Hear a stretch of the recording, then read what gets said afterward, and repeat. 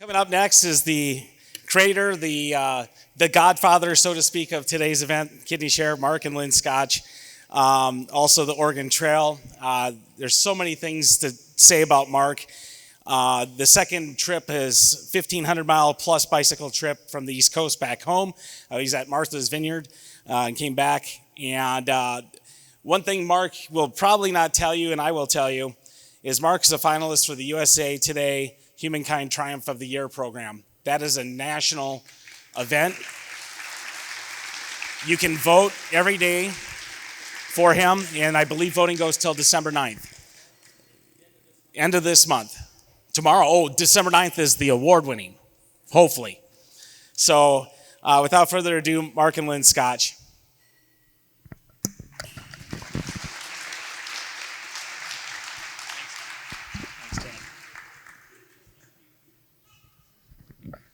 Well, that's amazing speakers today. I get asked, why do you do this? I mean, why not do that? These people need this. So, anyway, thanks, Chad. Thanks to all the speakers. Thanks you all for being here. So, I'm supposed to talk about the ride, and I don't talk about the ride on purpose because it's not about the ride.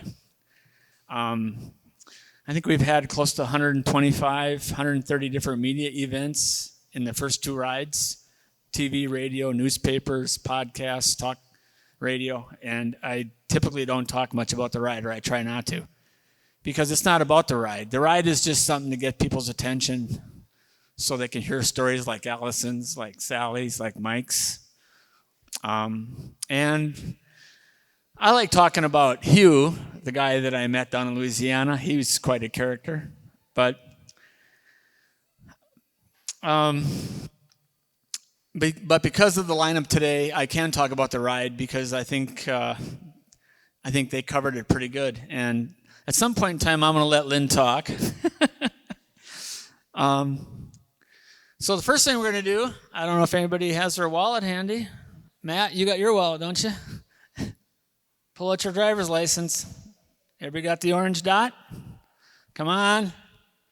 I don't want to embarrass anybody, but please take a look at your driver's license. If you don't have it, think about doing that. Millions of people are signed up to be deceased donors.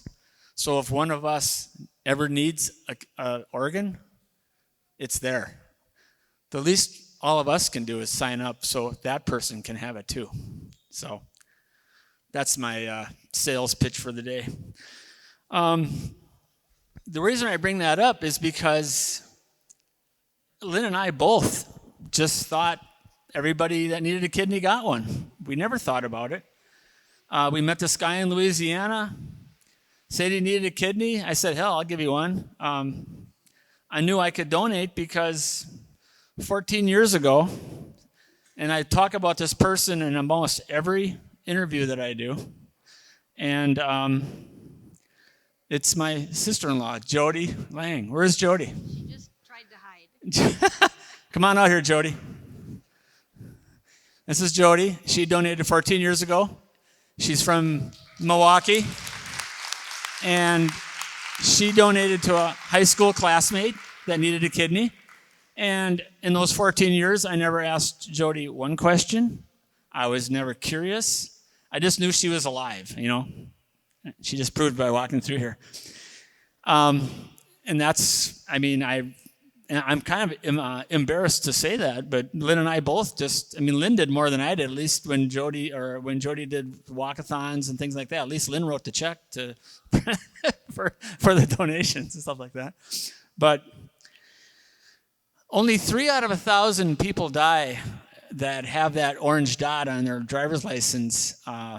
Only 3 out of 1,000 die in such a way that their organs can be used. That's 0.3%. So I guess I assumed that everybody that needed a kidney got one because of that. And I found out that it's not near enough. And that's how living donors are so critical. And our passion, I think Lynn and I both, our passion to do this type of thing in such a short period of time. And it was only like 18 months ago that we met Hugh. Was that we just looked at this and said, this is a solvable problem. It really is. I mean, it may sound stupid sitting here in Plover, but this is solvable. I mean, there are literally dozens, hundreds, thousands, millions of people walking around in the United States right now that could be living donors, just like I am, just like Lynn's trying to be, just like Mike is, or Mike, right? Yeah, Emily, yeah. That if they knew of the urgent and dire need, I think a lot of them would step up. And so we're just trying to get that message out in whatever way we can. And for me, it was, hey, let's get on a bike and see if we can get some people to think it's cool that an old guy's gonna ride 1,000 miles, and maybe they'll talk about it. So I want to mention, besides Jody, that there was a caregiver in her life that took care of her when she donated a kidney, and that was my sister Mary. She's here today too, so thank you, Mary. And my sister Gigi there is kind of got the camera going. She's been a lot of help in our Oregon Trail rides. She's always doing stuff that kind of nobody really knows she's doing it, but she gets it done. And of course, Jason over here, he's doing my PR work, or is my audio video stuff. So thanks, Jason. Jason is our grandson. And Jason is named after our first son, Jason, that died over 40 years ago. And that's what kind of led us, in a way, to telling Hugh that I would give him a kidney, because our son Jason was 15 months old when he was on life support, and he had gotten ill and gone without oxygen too long. And when he was in the hospital in Denver and they told us that he was brain dead, we never thought of donating his organs, and no one ever asked us. It was back in the late 70s. There wasn't a lot going on back then. But when Hugh said that he needed a kidney, and I said, I can give you one, in that space between the Y at the end of kidney and that I can give you one, I thought of Jason, and I thought about, we can do this. And then I thought of Jody too. Those thoughts were in blink of an eye, that connection was made. So that's how I became a donor. So I think I'll let Lynn talk a little bit. No? You want to talk a little bit? So you just want to stand here and look pretty, huh? So the ride had a number of categories. People ask me about the nuts and bolts of the ride. I don't know if people want to know about that stuff, but so I sit down at Google and get on Google and put it on bicycle and just start picking cities and how far I want to ride. But the ride itself, both rides, especially the second ride, we had different categories. We had the ride, so that's riding the bike. And we had people that rode with us. Tim Mullen, our friends from Illinois, he rode a few days with me. Mike rode a few days with me. So that was part of the ride. It was the fact on the second ride especially, we stayed with people along the way from the transplant community. We reached out to donate life to all kinds of groups along the way, months before the ride. And this is what we're doing. Does anybody want to open up their home for us? And we wanted to stay with people. We just thought that they had stories, and they did have stories. They were great stories. So about half the time we were with people, half the time we were in hotels. Another thing that we did on the ride was we opened it up to people that needed a kidney. When we got off the ferry from Martha's Vineyard to New Bedford, Massachusetts, there were 3 people waiting for us, and they all needed kidneys. And there was a TV station there, and they got their story out on TV, and I videotaped them too, and I put them up on my website now and then. So all along the ride, we opened it up to anybody that needed a kidney that could get to our route. And we had a young kid, 22-year-old kid, drive 5 hours from Indianapolis to Cleveland. So he got on TV in Cleveland, and hopefully we'll find him a kidney. So the people that rode with us were just some of our friends, people we met on the way, complete strangers. I had a surgeon ride with me from the University of Rochester. He rode 20 miles with me. He was the head of their liver donation. What am I trying to say here? Liver transplant department. Friend of mine named Jeff Lang, not a relation to Jody. I've known him for 15, 20 years. We've done a lot of riding bikes together. He lives in Pittsburgh area. He got on his bike and rode to Times Square, and I met him at Times Square. And then he rode with me from Times Square all the way to Niagara Falls. I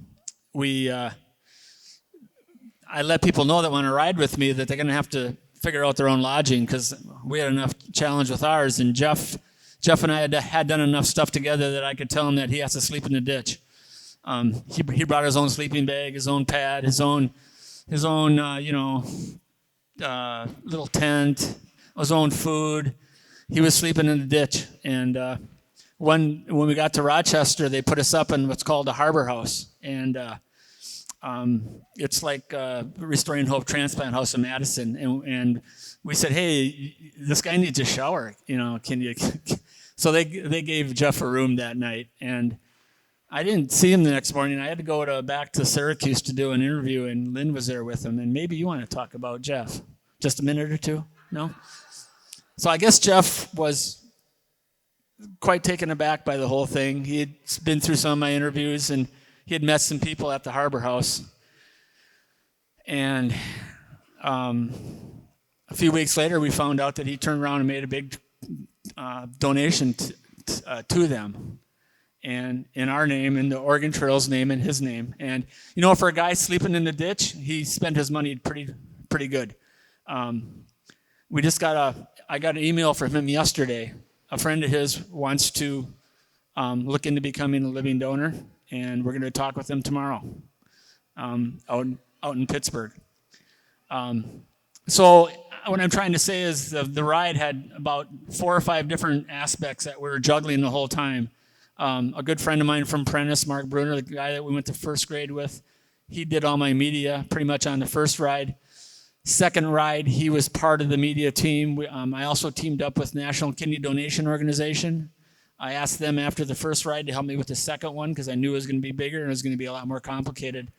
And they helped us. A woman named Terry Thede helped us. She worked one aspect of the media, one lane, if you will, and Mark worked another. And between the three of us, we got, I think, well over 70 or 80 different, TV interviews, newspapers, just whatever we could do. We never turned down one event. If I had to go 80 miles that day and I couldn't get there, Lynn would pick me up. We'd go do the event, then she'd take me back to where she'd pick me up and drop me off, and I'd finish. Or, we just made it work, whatever we had to do. Lynn drove what's called not the sag wagon. It's our vehicle just in case we need some help. Support car, and so Lynn was a big part of that. Obviously, she found me on some pretty deserted roads and.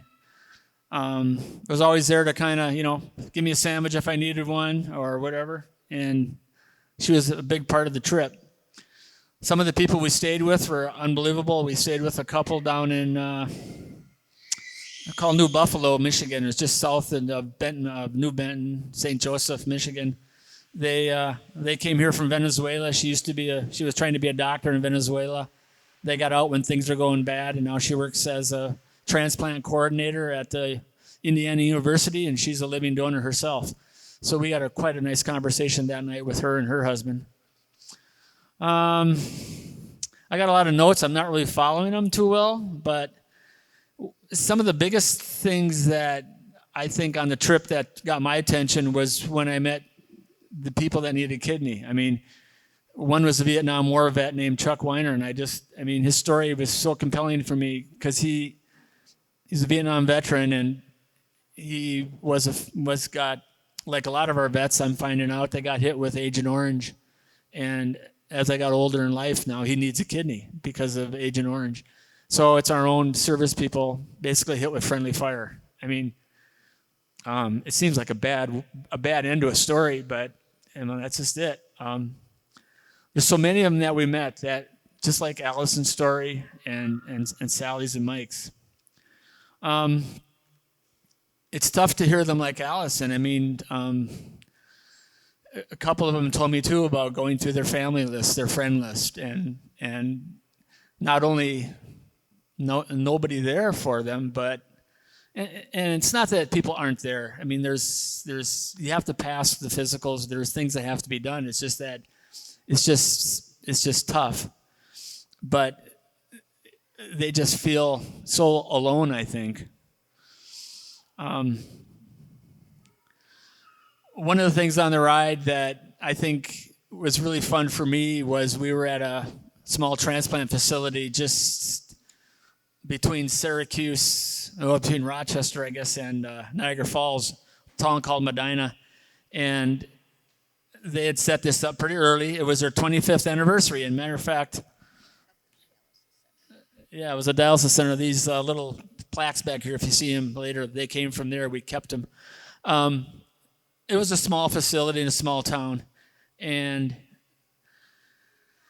I rode the bike up from the hotel. We stayed at the hotel that night, and the town, a hotel was donated by the, pardon me?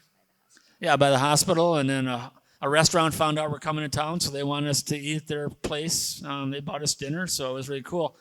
So I was like a mile from the hotel to the transplant center, so I got on my bike and rode that mile, and I pull up, and there's a horse there with a buggy, the Amish, and I think, oh, that's cool. Well, they happened to be there because they had a family member down in Pittsburgh that needed a kidney, and they were there taking notes. And I was talking to some other people, and Lynn got to talking with them, and I was able to kind of step back a little bit and not, when there's, Lynn was talking with them, answering their questions. I was able to just kind of sit back in the corner a little bit. And I just was listening to her and listening to them, the questions they had. And I just thought it was just bizarre. Here we are in the middle of nowhere, New York. My bike's leaning up against the wall of the dialysis center. And, it's the bike that I've been riding for almost 2,000 miles, And there's a horse and buggy over there. And there's an Amish family here. And we're giving them the latest information on kidney donation and kidney transplant. I mean, it was just bizarre. It was just kind of weird being able to sit there and watch that. And then they were asking questions. And then Lynn finally talked to them enough, and she found out that they had a family member, I think it was, in Pittsburgh. And it's like, and I'm thinking, well, you can't really go to Pittsburgh. You got a horse over there. Well, so I pulled up my phone, and it's like, yeah, National Kidney Registry has a facility in Pittsburgh. Rochester is National Kidney Registry Hospital. The reason why that's important, because then we can talk about the voucher program. And I try to talk about the voucher program as much as possible, because for me it was revolutionary for me, and it is for a lot of people. It's not much different than a paired exchange, but it makes it so much easier for the donor that it's something that we need to talk about all the time, because if somebody's willing to donate, the easier we can make it for them, the better. And that's just for me and us having to go to Shreveport. That's where my friend Hugh was registered. It would have taken me many trips to go to Shreveport. And what got me concerned was, what if there's complications and I end up down in Shreveport? You have to go to the same hospital. You had your surgery to donate. So I'd have been sitting there for who knows. And then lo and behold, because I decided to do the bike ride, I started to put out feelers with some national organizations. One was National Kidney Registry. They connected me with Ned Brooks from National Kidney Donation Organization. And I'm telling Ned about this because Ned says, yeah, I heard you want to ride your bike somewhere and want to raise awareness. And I said, yeah, and besides that, I want to donate a kidney. And he goes, where? So we're talking, and I said, yeah, I have to go to Shreveport. And I said, I'm going right through Madison, which is kind of bizarre because it looks like Madison is one of the best hospitals in the nation for transplants. And he goes, you don't have to do that. I go, I don't? He goes, no, you can use the voucher program. So that allowed me to do everything in Madison, give you a voucher to Hugh. That gave him priority on the wait list. When he was ready, he got a kidney. So, and one of the best things I liked about it was that we didn't even try to match, to be honest with you. It didn't matter at that point in time. I wanted my kidney to go to the best match, and that happened to be somebody in New York, and that's where the New York ride kind of came from. And then when Hugh was ready, he got a kidney from Southern California. So Hugh got the kidney, the best match for him. That's what we wanted. And I wanted my kidney to go to the best match, and that's what happened. So I really like that voucher program. I made it very simple. So anybody, if you're talking to anybody, you don't have to worry about blood type. You don't have to worry about anything. It can happen. But it has to be with the National Kidney Registry hospitals, and there's about 100 in the country. So I think I'm going to, wow, I got a whole nother page here. A lot about the media. I'm going to skip all that.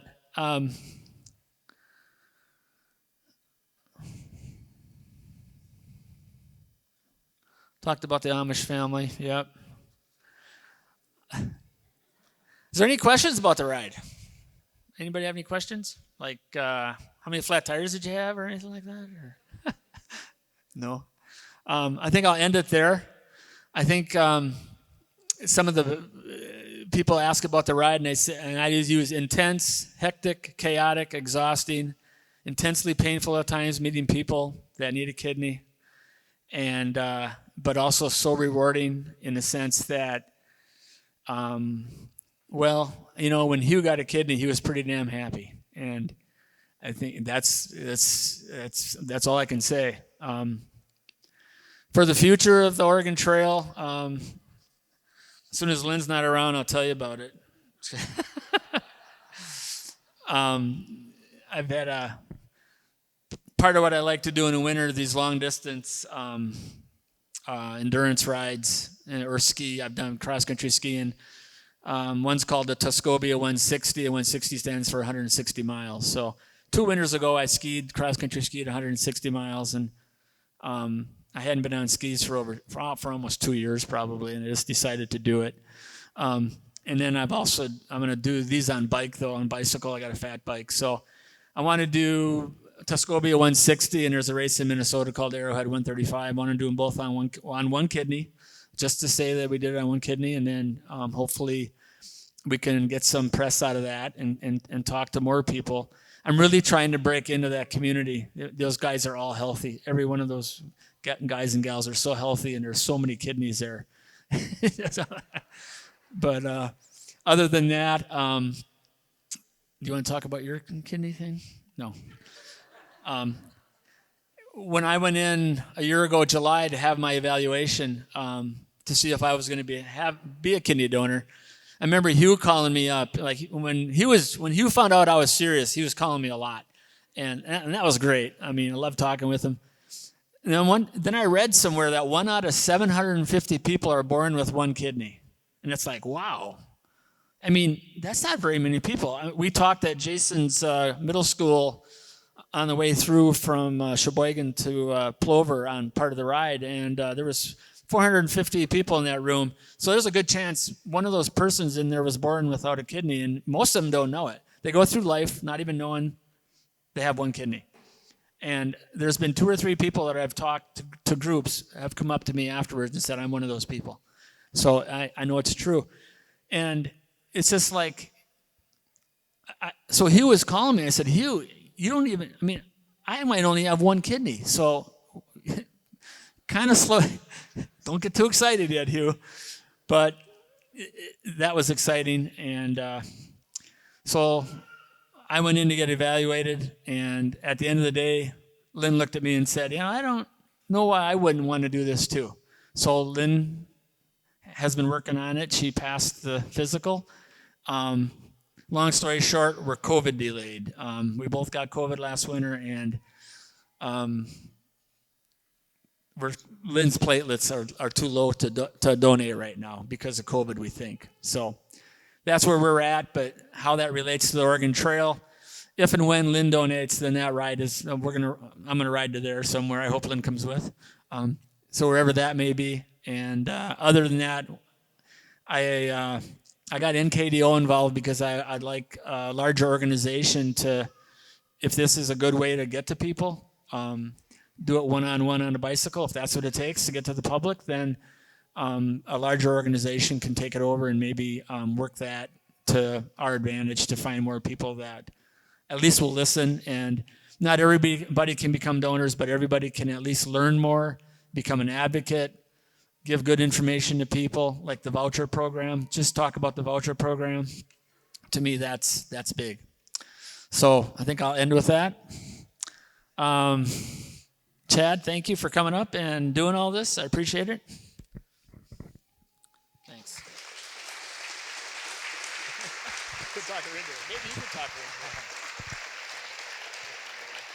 Thank you so much. By the way, Orland's Community Health called and said you were not supposed to take the 25th year anniversary sign. They want it back. No, they said you could have it.